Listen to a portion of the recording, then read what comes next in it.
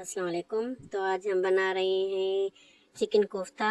ये बहुत अच्छे बनते हैं, बहुत मज़े के बनते हैं। जिसके लिए हमें ये अंडा चाहिए, हमें ये कुछ मसाले चाहिए और ये 2 चम्मच ये बेसन बना हुआ, ये घर के सारे मसाले हैं।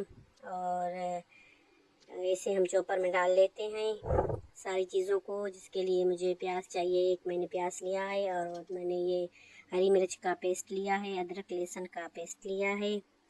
ये सारी चीज़ें मैं इस चॉपर में डाल लेती हूँ और इसे अच्छे से मिक्स कर लेते हैं। बहुत बारीक साइज़ का पेस्ट बनाना है, बहुत बारीक पीसना है इसे, ताकि कोई दरार वगैरह ना आए हमारे कोफ्तों में, ये जैसे टूटे वगैरह ना, बहुत अच्छे से बन जाएं।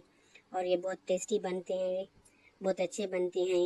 ये सारा मसाला मैंने इसमें डाल लिया है और ये मैंने पीस लिया है, बहुत बारीक मैंने पीस लिया है, बहुत अच्छे से सारी चीज़ें मिक्स कर ली हैं। और ये हम हाथ की मदद से अभी ये सारे कोफ्ते जो हैं बनाएंगे। ये आप अपनी मर्ज़ी के आधार से रख सकते हैं, इसका साइज़ छोटा या बड़ा जितना रखना चाहें आप, ये साइज़ अपनी मर्ज़ी के हिसाब से रख सकते हैं। ये मैंने एक प्याज काट कर इसमें ऑयल डालकर ये मैंने भून लिए हैं, अच्छे से भून लेना है इसको। और ये अदरक लहसुन का पेस्ट मैं इसमें डाल रही हूँ, मिक्स कर लेते हैं इसे अच्छे से। बहुत मज़े के बनते हैं ये कोफ्ते, बहुत अच्छे बनते हैं ये कोफ्ते। और कोई बाहर से सामान लाने की भी ज़रूरत नहीं पड़ती। ये मिर्च का पाउडर, मैंने लाल मिर्च डाली है इसमें और ये हल्दी पाउडर डाल देती हूँ इसमें।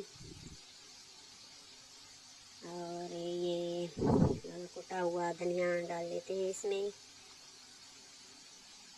और ये जीरा पाउडर मैंने डाला है इसमें, ये गरम मसाला, और यही चीज़ें मैंने डाली हैं। ये पीसने के वक्त ये जो चिकन बनाई थी ना हमने कोफ्ते, उसमें भी यही मसाले हमने डाले थे। और एक अंडा डाला था और एक इसमें ये मैंने वो 2 चम्मच मैंने बेसन बना हुआ डाला था। तो इस सारी चीज़ों को मिक्स करने के बाद ये टमाटर का पेस्ट मैंने बना लिया है, वो डाल रहे हैं इसमें। ये टमाटर का पेस्ट बनाकर आप इसमें डालें, ताकि ये हमारा जो मसाला है बहुत स्मूथ बने, बहुत ये नरम बने, तो फिर ये मज़े के कोफ्ते बनते हैं हमारे। और इसमें मैंने दही भी थोड़ी सी डाली थी टमाटर में, वो भी मैंने साथ में ही पीस ली, वो भी मैं इसमें डाल लेती हूँ इसमें टमाटर के साथ ही। अच्छे से हमारा मसाला देख सकते हैं भुन गया है, इसका ऑयल जो है वो सेपरेट हो गया है। बहुत ही नरम हमारा मसाला जो है वो भून कर तैयार हो गया है। अभी हम थोड़ा सा पानी डाल लेते हैं इसमें, थोड़ा सा ही नहीं डाला, 1 या 1.5 कप आप डाल लें इसमें। मैंने ये 1 कटोरी भर कर डाली है इसमें पानी की। और हम इसे अभी अपने कोफ्ते डाल लेते हैं। और कोफ्तों को बिल्कुल भी नहीं हिलाना। आप ये जब डालें कोफ्ते तो चम्मच वगैरह नहीं चलाना। 5-10 मिनट के लिए आप हल्की आंच पर इसे पकने दें, ढककर कवर कर कर रख लें आप। उसके बाद चम्मच हिलाएं आप, नहीं तो ये टूट जाएंगे। हिलाएं नहीं आप इसको बिल्कुल भी। बीच बीच में आप ऐसे चेक करते रहें, ढक्कन उठाकर आप चेक करते रहें, ताकि ये देख लें कि ये जल तो नहीं रही है वगैरह। तो ये देख सकते हैं 10 मिनट के बाद मैंने ये ढक्कन उठाया है, तो बहुत अच्छे हमारे कोफ्ते बनकर तैयार हो गए। ग्रेवी आप अपनी मर्ज़ी के हिसाब से रख सकते हैं, कम या ज़्यादा रख सकते हैं ग्रेवी आप अपनी मर्ज़ी के हिसाब से। तो ये देख लें बहुत अच्छे हमारे कोफ्ते बन गए हैं।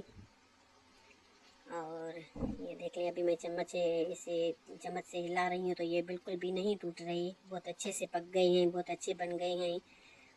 आप इसे रेसिपी से बनाएंगे तो बिल्कुल भी आपके कोफ्ते नहीं टूटेंगे। ये देख सकते हैं आप, माशाल्लाह माशाल्लाह अल्हम्दुलिल्लाह, ये बहुत अच्छे हमारे कोफ्ते बनकर तैयार हो गए हैं। मैं डिश आउट कर रही हूँ, आप ज़रूर ट्राई करें इसे और मुझे बताएं कि आपके कोफ्ते कैसे बने हैं। अगर आपको ये अच्छी मेरी वीडियो लगी है तो प्लीज़ आप लाइक करें इसे